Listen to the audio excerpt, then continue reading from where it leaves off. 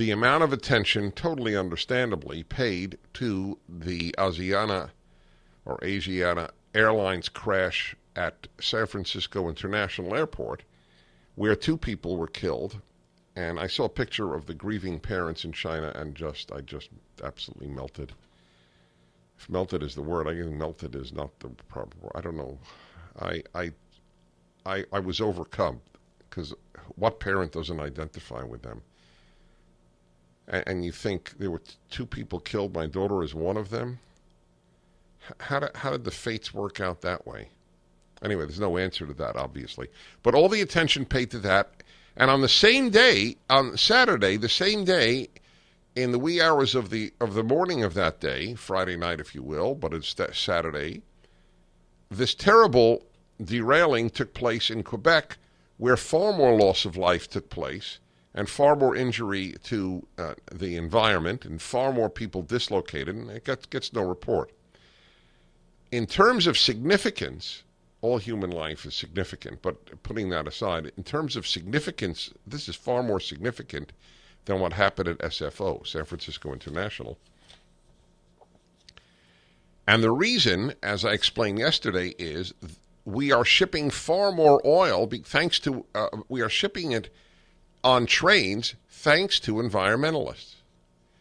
I wrote a column. I wish you would just Google it, and you would pick it up. It's easily found, where I speak of environmentalists. Environmentalism is part of the greater religion of leftism. Environmentalism is a religion on its own. It's a subsect of the sect, and it believes in human sacrifice. You must understand the primitivism of environmentalism. I'm not talking about concern for the environment. Concern for the environment is to environmentalism what concern for workers is to communism. Okay? They're totally separate issues. You can have tremendous concern for workers and be anti-communist. You can have tremendous concern for the environment and be anti-environmentalism. Okay? Then that's what you should be. But the reason for the loss of life here, and ironically, from the environmentalist standpoint, the injury to the environment is the opposition to pipelines, which I need to read to you some statistics because Brett Stephens in the Wall Street Journal actually provides the statistics. Are you ready? Pipelines are a hyper-regulated industry, but rail transport isn't. So that's how we now move oil.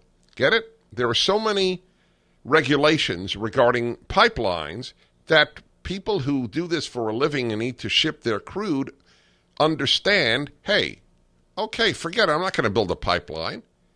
I'm going to just send it by rail. As the Wall Street Journal's Tom Fowler reported in March, in 2008, the U.S. rail system moved 9,500 carloads of oil. Get that? I want you to get these statistics. 2008 is 5 years ago. U.S. rail, the whole system, moved 9,500 carloads of oil. In 2012, I'd like you to guess what happened thanks to the banning of the increased regulations on pipelines, another moronic and homicidal policy of the environmentalists. So, again, 9,500 carloads of oil in 2008. So 4 years later, what do you think the figure is?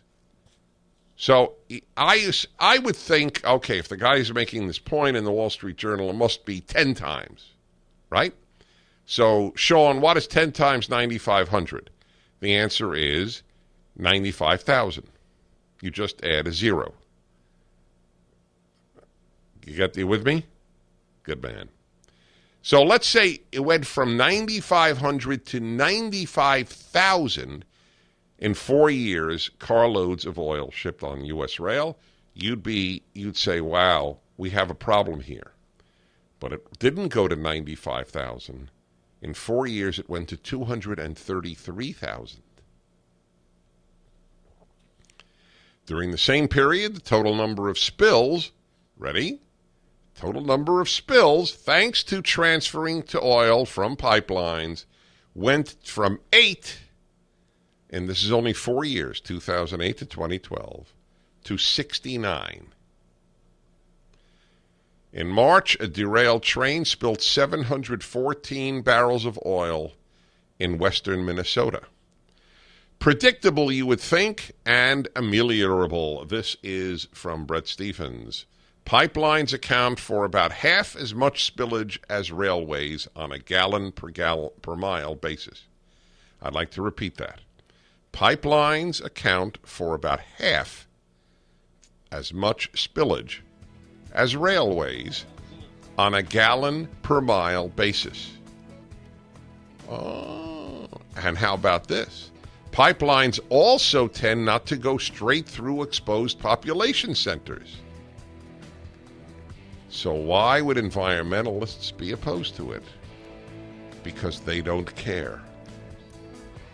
And I'll explain further coming up on the Dennis Prager Show.